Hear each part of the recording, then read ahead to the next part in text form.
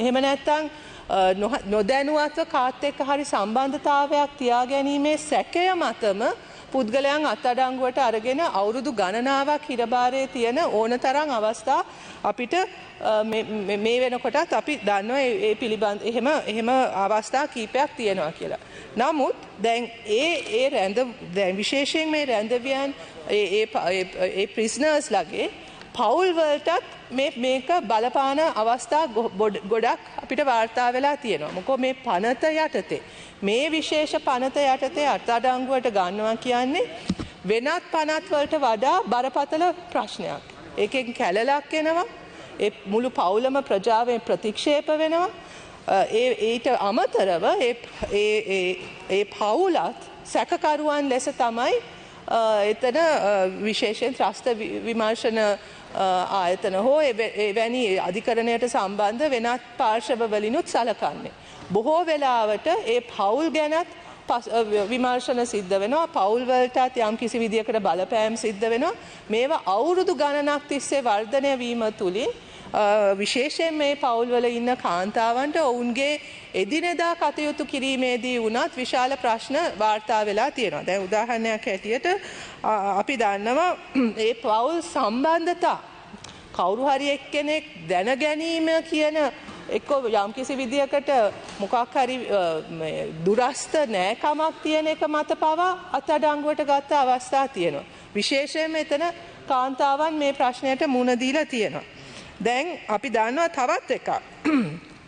මේ වෙනකොට අපිට වාර්තා වෙලා තියෙන අන්දමට රැඳවියන් කාන්තා හිරකරුවන් 25 දෙනෙක් ඉන්නවා. මේ PTA එක යටතේ අත්අඩංගුවට අරගෙන තියෙන්නේ. මේ අරගෙන තියෙන්නේ යම්කිසි වෙනත් සැකකරුවෙක් එක්ක තියෙන සම්බන්ධතාවය මත. පෞල් සම්බන්ධතාවය මත. එතකොට එක්ක අම්මා කෙනෙක් එහෙම නැත්නම් බිරින්දෑවක් වීමේ හේතු කොටගෙන අත්අඩංගුවට අරගෙන තියෙනවා PTA එක යටතේ. එවැනි අපිට දැනට වාර්තා වෙලා තියෙන අන්දමට එහෙම සිරකරුවන් රැඳවියන් 25ක් විතර ඉන්නවා. දැන් මේවා බරපතල ප්‍රශ්න. ඒක මේවයි ජීවිත මේගොල්ලෝගේ ජීවිත සදාකාලිකව ඊටාත්ම බරපතල තත්වයකට පත් වෙනවා. මොකද නිදහස් වුණා. අපි දන්නවා දැන් මේ දවස්වල නිදහස් කරමින් යනවා. නිදහස් වෙන්නේ යම්කිසි කොන්දේසි යටතේ. ඔවුන් පොලිසියට වාර්තා කරන්න ඕනේ. ඔවුන්ගේ their freedom of mobility has been curtailed. Their freedom to leave the country is restricted. There are all kinds of conditions under which these people have been released even recently. So the stigma of having been apprehended under the PTA for even the flimsiest of reasons continues to haunt these families and haunt these individuals even after they have received bail or have been released from prison. So all of these aspects, it's not just an individual then who has been affected by this, but the person's entire network, families have been affected. So when we are talking about reforming the PTA, we have to really understand that the PTA has been implemented in this country in the most arbitrary of ways. That people are taken into custody on the flimsiest of reasons and then detained for extended periods of time with absolutely no regard for the consequences of this intervention or this action by the state, or not just on the individual, but the individual's families and loved ones. Now, and if you do a real assessment of who these detainees are, and I'm sure Honorable Sumantiran will agree with me on this, most of the cases that people are really suffering under this PTA are people with very little influence in and very little economic power in societies. Some of the better known cases at least get some press attention. We are extremely pleased that Hijaz Hizbullah was finally he was bailed, but that was after so much lobbying, so much press attention, so much discussion on it. There are others, many others, whose names we do not know. There are women who are imprisoned whose names we do not know. So when we are talking about the reform of the PTA, this kind of cosmetic changes that have been proposed, which we චුටි දෝනි ඔයා ලොකු වෙලා කවුරු වෙන්නද කැමති? අපි ඔබේ සිහින මාවත සරසන්නෙමු. දහස් ගණනක් ශ්‍රී ලාංකික සිසුන්ගේ වෛද්‍ය සිහිනය සැබෑකරදුන් IMC Education විදේශීය වෛද්‍ය අධ්‍යාපනයේ දේශීය සන්නාමය. දැන්ම අමතන්න 077 30 888 40 ශ්‍රී ලංකා වෛද්‍ය සභාවේ අනුමැතියලත් ලොව ප්‍රමුඛතම විශ්වවිද්‍යාල සඳහා සිසුන් යොමු කෙරේ.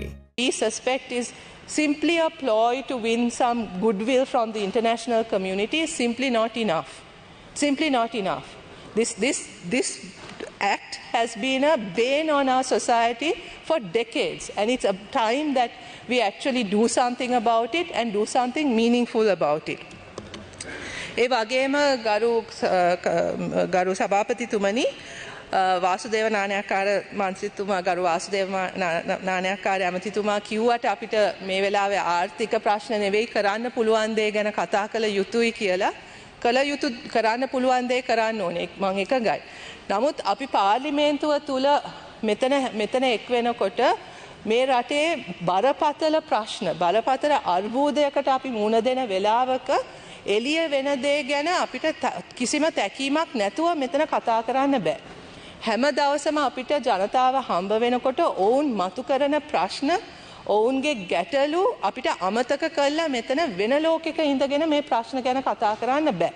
ඉතින් ඒ නිසා මම ඇත්තටම කැමතියි දැන් මේ වෙලාවේ අපි විශාල අර්බුදයකට මුහුණ දෙනවා කියන එක ඔක්කොමලා පිළිගන්න නමුත් අපි පාර්ලිමේන්තුව ඇතුළේ හැසිරෙන්නේ පාර්ලිමේන්තුව තුල සාකච්ඡා කරන්නේ මේ කිසිසේත්ම මේ අර්බුදයට අදාළ දේවල් එක්ක නෙවෙයි. ඊට වටේ තියෙන කාරණා ගැන අපි එහෙම මෙහෙන් මොනවා හරි දේවල් කරමින් ඉන්නවා. නමුත් ඇත්ත ප්‍රශ්නේ මේ වෙලාවේ මුහුණ දෙන බරපතල ගැටලු පිළිබඳ අපේ මැදිහත් වීම ඉතාමත්ම සීමිතයි. දැන් ඒ අතරතුර වෙන කොහෙන් හරි මේ පිළිබඳ තීරණ ගන්නවා දේවල් සිද්ධ වෙනවා ඒවා අපි පාර්ලිමේන්තුවේ හැසිරෙන්නේ ඒවා සිද්ධ වෙන්නේ නැහැ වගේ. දැන් අද වෙනකොට ඇත්තටම ඌවවෙල්ලස්ස ප්‍රදේශයේ අක්කර 65000ක් විනාශ කරමින් යන්නේ.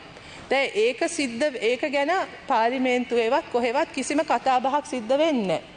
ගම සමග පිළිසඳර ඒ ප්‍රදේශයේ සිද්ධ වුණාම ගරු ජනාධිපතිතුමාම කියලා තියෙනවා මේ පැත්තේ ගොවියන්ට ඒ ප්‍රදේශයේ ඔවුන්ට වගා කරන්න ඉඩ දෙන්න කියලා. වගා කරන්න ඔවුන්ට අවසර දෙන්න කියලා ඔහු නියෝග කළා තියෙනවා. ඒ නියෝගය මත ඒ ප්‍රදේශයේ ගොවීන් මේ ඉතාමත්ම දුෂ්කර කාලය තුළ මේ පොහොර ප්‍රශ්න තියෙද්දි පොහොර වලට අධික වියදමක් දරමින් ඒ ඉඩම්වල වගා කළා තියෙනවා. දැන් හිටි හැටිය නිලධාරීන් ඇවිල්ලා උසාවි නියෝගයක් ක්‍රියාත්මක කරන්න ඕනේ කියලා ඒ වගාත් විනාශ කළා. ඒ ඉතාමත්ම පරිසරයට විශාල සංවේදී කලාපයක් තුළ විශාල විනාශයක් කරමින් යන්නේ. උසාවි නියෝගයක් එක්ක ඉන්නේ. උසාවි නියෝගය බලනකොට උසාවි නියෝගයේ තියෙන්නේ මේක සිද්ධ වෙන යම්කිසි කාලයක් දීලා තියෙනවා. ඒක දෙසැම්බර් මාසයේ ඒක සිද්ධ වෙන්න ඕනේ. මේ මිනිස්සු දැන් මේ වගා කළා ඒ අස්වැන්නවත් නෙලන්නේ ඉස්සෙල්ලා මේ විදියට මෙහෙම ඇවිල්ලා මේක විනාශ කරන එක ඇත්තටම හිතක් පපුවක් තියෙන මිනිස්සෙක් කොහොමද කරන්නේ? මෙතන මේ බොහෝ වෙලාවට අපි අර්බුදය ගැන කතා කරනවා ආර්ථික අර්බුදය ගැන කතා කරනකොට ආර්ථික මේ වෙලාවේ මේ තියෙන ආර්ථික අර්බුදයේ විශාල බරක් දරන්නේ මේ රටේ දුප්පත්ම මිනිස්සු. ඒකට ගෙවන්න වෙලා තියෙන්නේ දුප්පත්ම මිනිස්සු. ඔවුන්ගේ ජීවනෝපා මාර්ග තමයි විනාශ වෙමින් යන්නේ. ඔවුන්ගේ තියෙන ආදායම තමයි එන්න අඩු වෙන්නේ. බඩු මිල වැඩිවීම තුලින් විශාල වශයෙන් ඔවුන්ගේ අඩුම තරමේ සෞඛ්‍යමත් ආහාර වේලක් ගන්න බැරුව ජීවත් වීමට අමාරුවෙන් ඉන්නේ එවැනි ප්‍රජාවන්.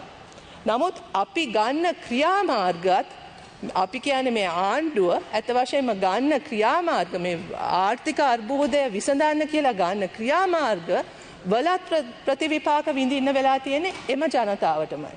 දැන් මේ ගොවි ජනතාවට පොහොර වලින් එක පැත්තකින් ගහනවා. ඉඩම් විකිණීම තුලින් තව පැත්තකින් ගහනවා. අඩුම තරමේ වගා කරපු අස්වැන්න නෙලා ගන්න ඉඩ දෙන්නේ නැති තත්වයකුත් ඌව වෙල්ලස්ස පළාතේ දැන් නිර්මාණය වෙමින් යනවා. ඉතින් මොකද්ද මේ කරන්නේ? කොහොමද අපි මේක සාධාරණීකරණය කරන්නේ මොන පදනමකින්ද? ආණ්ඩුවකට තියෙන ප්‍රධාන වගකීම ඇති හැකි අය ආරක්ෂා කිරීම විතරක් නෙවෙයි. රටේ සියලුම ප්‍රජාවන් සහ විශේෂයෙන්ම අවදානම් සහිත ප්‍රජාවන් යම් කිසි විදියකට the most vulnerable communities have to be the top priority of any government, and that is absolutely not what is happening right now. ඒකත් එක්කම තමයි මම හිතන්නේ අපිට අනිවාර්යයෙන්ම කතා කරන්න මේ අධිභාර බද්ධ පිළිබඳව. දැන් අද කතා කරනකොට උනත් පාර්ලිමේන්තුව තුල කතා කරනකොටත් එතන මතු වුණා මේක මේ තියෙන පනතක ඉන්ටර්ප්‍රිටේෂන් එකක් අර්ථකථනයක් එක්ක තමයි මේක සිද්ධ වෙන්නේ. ඒක නැත්නම් මේ දැනුවත්ම මේ වැඩ කරන ජනතාවගේ ආදායම කොල්ල කන හදන එකක් නෙවෙයි කියන එක. නමුත් ඒක ගැන මම හිතන්නේ අපිට සාධාරණ සැකයක් තියෙනවා. මොකෝ මෙහෙම චුට්ටක් හිතලා බලන්න. ඒ EPF එකේ ඉන්කම් එකෙන් taxable income එක 2019 බිලියන 250යි. බිලියන 250යි. ඒ 2019. ඒ කියන්නේ අපිට අනුමාන කරන්න පුළුවන් මේ වෙනකොට ඒක ඊටත් ඉහළ ගිහිල්ලා තියෙනවා කියලා. අපි බිලියන 250 ගමු. බිලියන 205ට 125ක බද්දක් අය කරනවා කියන්නේ බිලියන 65ක් විතර එකෙන් ලබා ගන්න පුළුවන් ආණ්ඩුවට. දැන් ආණ්ඩුවෙම ඉදිරිපත් කරපු බජට් එක වෙලාවේ අයවැය වෙලාවේ ඉදිරිපත් කරපු යෝජනාවෙන් මේ අධිභාර බද්දෙන් ඔවුන් බලාපොරොත්තු වෙන්නේ බිලියන 100ක් උපයන්න. ඒතකොට බිලියන 100ෙන් බිලියන 65ක් ගන්න හදන්නේ මේ EPF එකෙන්ද?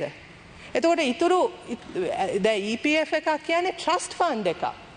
වැඩ කරන මිනිස්සුන්ගේ ආදායම අපි ආයෝජනය කළා ඒගොල්ලෝ වෙනුවෙන් රැක බලාගත යුතු ෆන්ඩ් එකක්.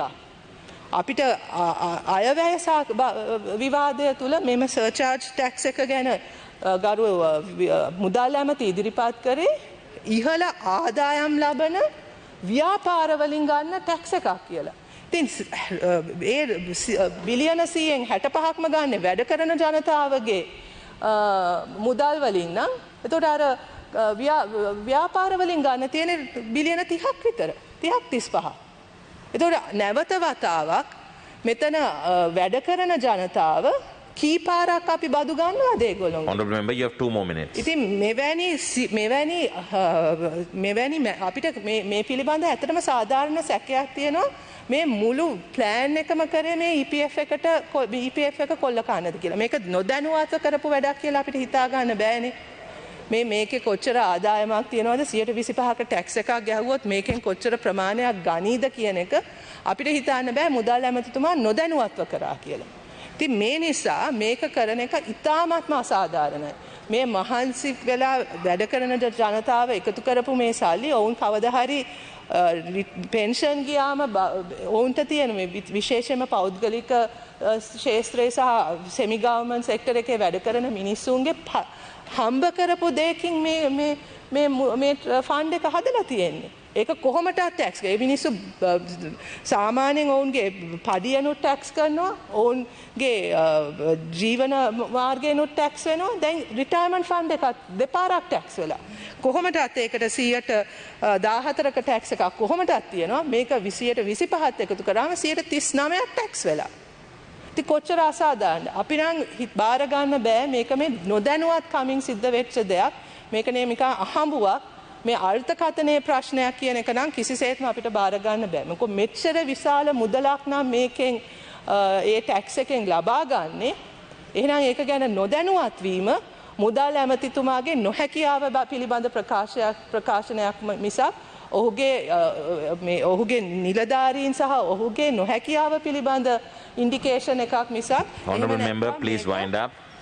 මේක නිකන් ඇක්සිඩන්ට්ලි වෙච්ච එකක් කියලා අපිට නම් කිසිසේත්ම බාර ගන්න බෑ. ඉතින් අපි තරේ කියා සිටින්නේ මෙම සර්චාර්ජ් ටැක්ස් එක EPF එකට EPF පෙන්ෂන් ෆන්ඩ් එකට කිසිසේත්ම බලපාන්න අපි ඉඩ තියන්නේ නැහැ කියන එක අපි අවධාරණය කරනවා. බොහොමත්ම ස්තුතියි.